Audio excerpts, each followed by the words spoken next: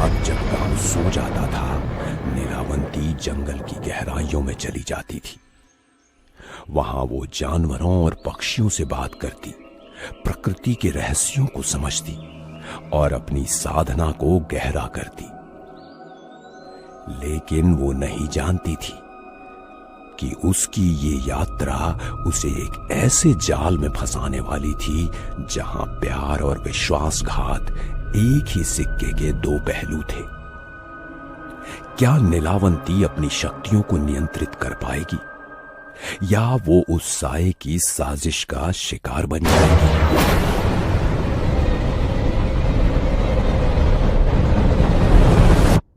जंगल की गहराइयों में, जहां रात का सन्नाटा भी डर से कांपता है, नीलावंती अपनी साधना में डूबी थी। हर रात जब गांव सो जाता था, वो बरगद के पेड़ के नीचे पहुंचती, अपनी यक्षिणी शक्तियों को जागृत करने के लिए, अपनी मां के हत्यारे साए से बदला लेने के लिए।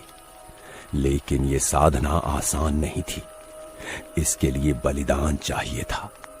और नीलावंती जानती थी कि उसे प्रकृति के अपने दोस्तों का सहयोग लेना पड़ेगा।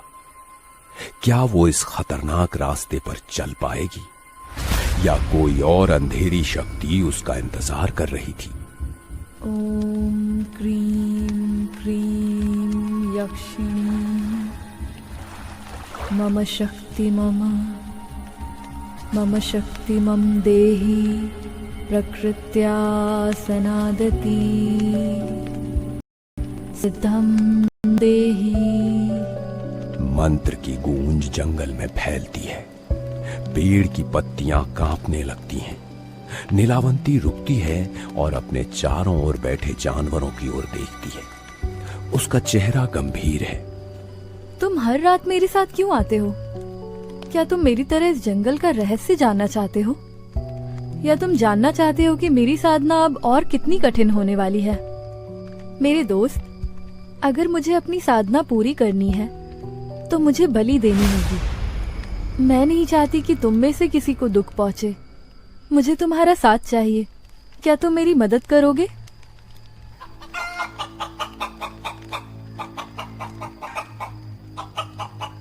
तुम्हारी हिम्मत मैं कभी नहीं भूलूंगी। तुम्हारी आत्मा को शांति मिलेगी, मैं वादा करती हूँ। कई रातें बीत गईं। नीलावंती की साधना गहरी होती गई। हर रात वो जानवरों से बात करती, उनकी सहमति से बलि देती और अपनी शक्तियों को जागृत करती। लेकिन धीरे धीरे उसे एक अजीब सा एहसास होने लगा, जैसे कोई उसकी हर हरकत को देख रहा हो। कोई जो साया में छिपा था, उसकी साधना का गवाह बन रहा था। तुमने देखा ना, पिछले कुछ दिनों से मुझे ऐसा लग रहा है कि कोई मुझे देख रहा है। हर रात जब मैं मंत्र पढ़ती हूँ, मुझे झाड़ियों में सरसराहट सुनाई देती है।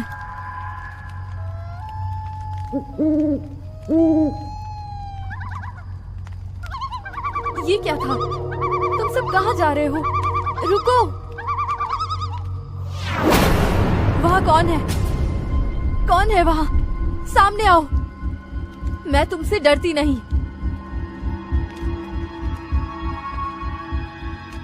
ओम ह्रीं क्रीं प्रकृति सर्वा।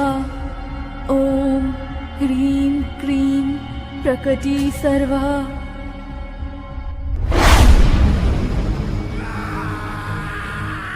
कौन हो तुम, और क्यों मेरे पीछे छुपकर मुझे देख रहे हो? बोलो, वरना मेरा जादू तुझे भस्म कर देगा। रुको रुको, मैं कोई दुश्मन नहीं। मेरा नाम रघुनाथ है। मैं एक व्यापारी हूँ। मैं तुम्हें देखने से खुद को रोक नहीं पाया। व्यापारी? इस जंगल में इतनी रात को? तुम झूठ बोल रहे हो। नहीं, मैं कोई साया नहीं। मैंने तुम्हें कई रातों से देखा है। तुम जो करती हो, ये मंत्र, ये शक्तियां, ये सब जादू जैसा है। मैं तुम्हारी सुंदरता और शक्ति पर मोहित हो गया। मोहित? तुम मेरे पीछे क्यों पड़े हो? अगर तुम सच बोल रहे हो तो अब से मेरे सामने मत आना। ये मेरी साधना है और मैं इसमें कोई दखल नहीं चाहती। मैं दखल नहीं दूंगा, लेकिन मैं तुमसे दूर भी नहीं रह सकता। तुम मुझे एक मौका दो, मैं साबित करूंगा कि मैं तुम्हारा दुश्मन नहीं। नीलावंती उसे घूरती है। उसका मन संदेह और उत्सुकता के बीच झूल रहा है, लेकिन सतर्क रहती है। मुझे किसी की जरूरत नहीं, और अगर तुम सचमुच मेरे साथ चलना चाहते हो तो मेरे रास्ते में मत आना, और अगर तुमने मुझे धोखा दिया तो मेरी शक्तियां तुम्हें नहीं छोड़ेंगी। मैं गलत नहीं हूं। मैंने देखा तुम जानवरों से बात करती हो, पक्षी तुम्हारी बात मानते हैं। मैं तुम्हारी शक्तियों से डरता नहीं नीलावंती, मैं तुम्हें चाहता हूं। नीलावंती रुकती है। रघुनाथ की बातें उसे छू जाती हैं। वो पहली बार किसी से इतना खुला महसूस करती है, लेकिन उसे भी नहीं पता क्यों वो उस रघुनाथ की ओर सम्मोहित होती जा रही थी। उसमें कोई तो खास बात थी जो पूरा गांव उसे डायन कहता था। बस यही एक आदमी था जिसने बिना डरे अपने प्यार का इजहार किया था। कोई मुझे नहीं समझता। गांव वाले मुझे डायन कहते हैं, लेकिन तुम अलग हो।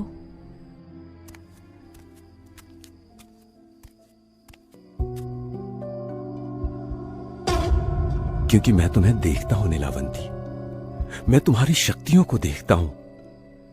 मेरे साथ रहो, मेरी पत्नी बनो, मैं तुम्हें दुनिया की हर खुशी दूंगा। शादी?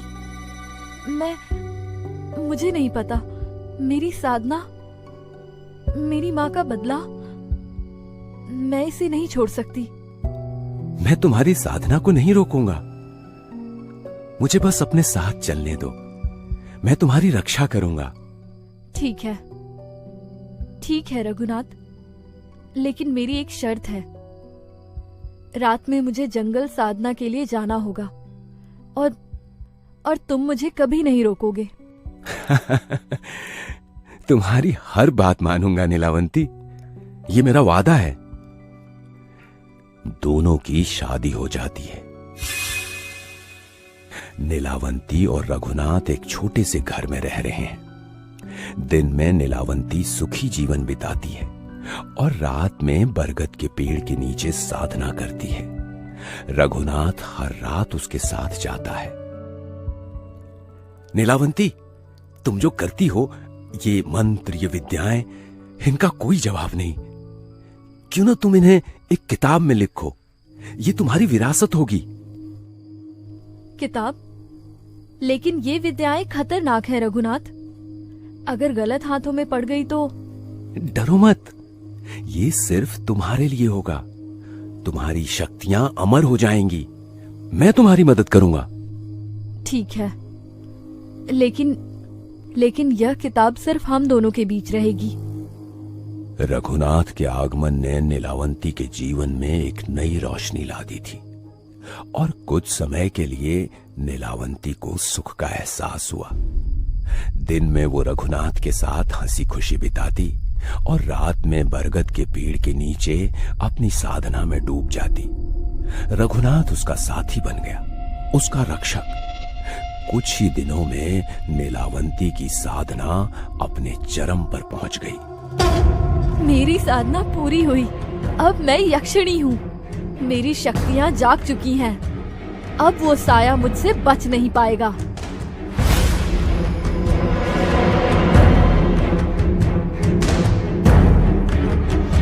6 महीने बाद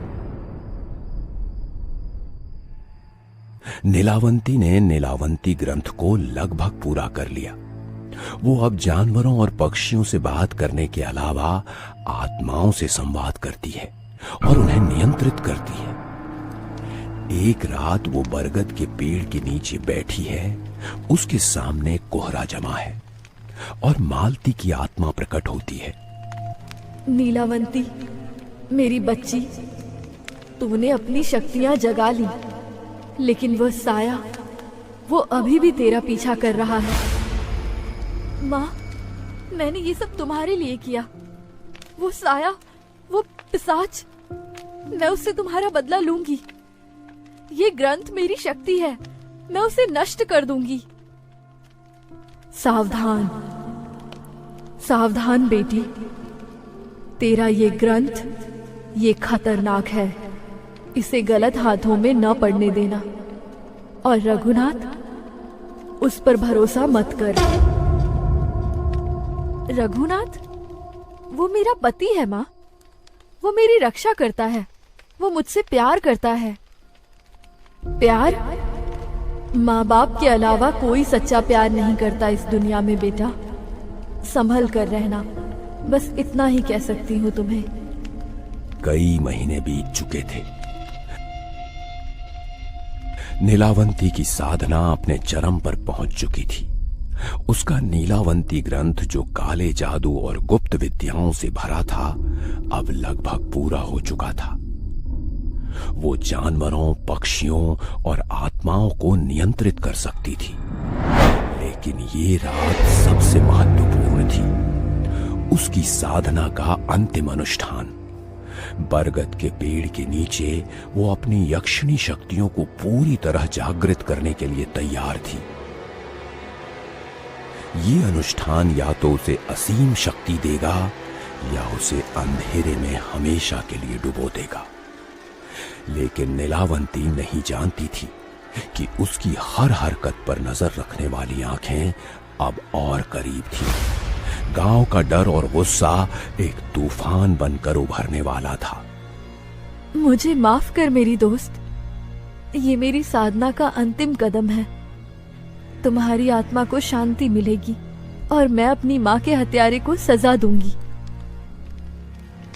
ओम ह्रीं क्रीं प्रकटी सर्वा, ओम ह्रीं क्रीं प्रकटी सर्वा।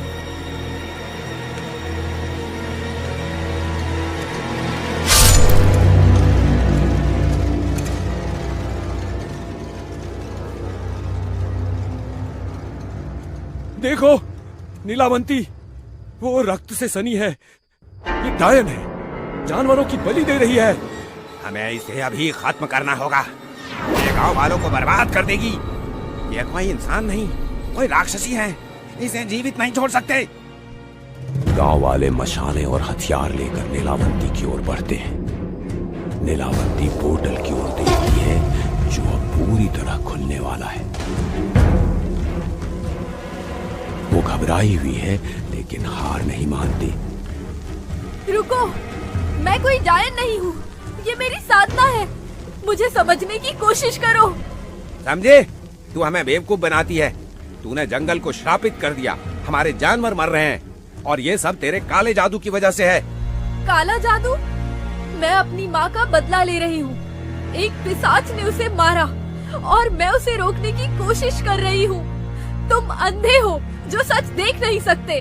बदला? तू झूठ बोलती है। तूने ही मालती को मारा होगा। अब तुझे कोई नहीं बता सकता। इसे जला दो, इससे पहले कि ये हम सबको मार डाले। गांव वाले और करीब आते हैं। उसकी सांसें तेज हैं। पोर्टल अब पूरी।